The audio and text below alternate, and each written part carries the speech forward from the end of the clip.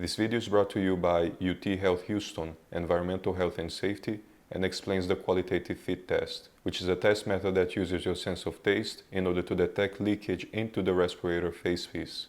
Also, remember that a medical evaluation is required once, prior to initial fit testing and use in your workplace. However, you may need an additional medical evaluation if you experience signs or symptoms that may affect your ability to use the assigned respirator.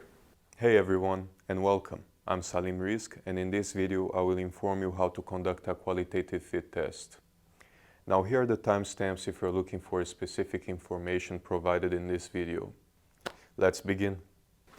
Before coming to a fit test or whenever you're using the N95 respirator, it is important to have your facial hair shaved, as facial hair may interfere with the proper fit of the respirator.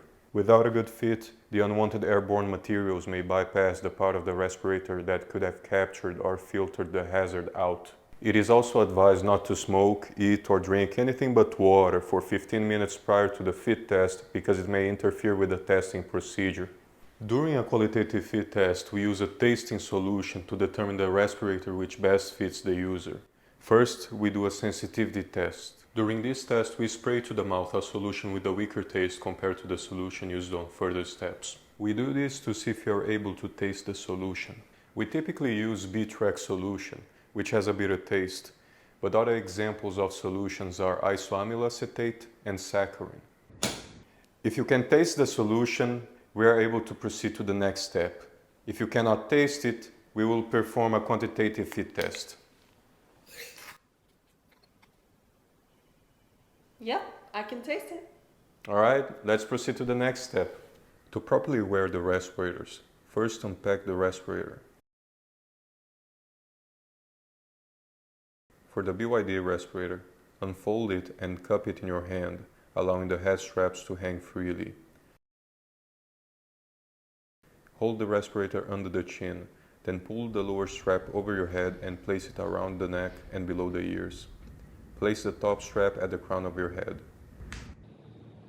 For the 1870 Plus respirator, place the bottom strap under the chin panel. Then open the top and bottom panels and bend the nose piece around your thumb at the center of the foam. Next, put the respirator on your face where the foam rests on your nose. Place the top strap at the crown of your head and then place the lower strap around the neck and below the ears. Place your hands on each side of the respirator and move the respirator to adjust its position and achieve the optimum fit for your face. Then place both index fingers on the nose clip and apply pressure onto the nose clip, forming it to your nose to get the best fit possible on your face. The next step is to perform a user seal check. Place both hands over the respirator. Do not disturb the position of the respirator. Exhale sharply. A positive pressure should be felt inside the respirator.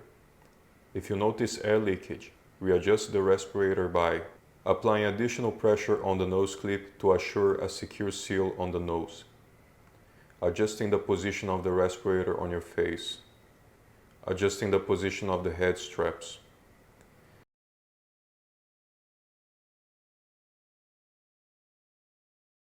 If leakage still persists, let the specialist know, as they will assess the fit of the mask or if another mask may fit you better. After the seal check, we can proceed to the qualitative fit test procedure. You will use the test hood while wearing the respirator. The specialist will spray the fit test solution through the hood and you will perform some breathing exercises after the solution is sprayed. If at any time during the breathing exercise steps you can taste the solution, let the specialist know, as they will assess the fit of the mask, if another mask may fit you better, or if you will need to do a quantitative fit test. The first exercise is to breathe normally, and then take deep breaths. Next, you will turn your head from side to side repeatedly. Then you will nod your head up and down repeatedly. Then you will bend at your waist repeatedly. Next, you will recite the alphabet. A, B, C. Then breathe normally. If you have done these exercises without tasting the solution, you're ready to go to the next step. The specialist will remove the hood, then you will need to properly remove the N95 respirator. Remove the lower strap first, Then remove the top strap.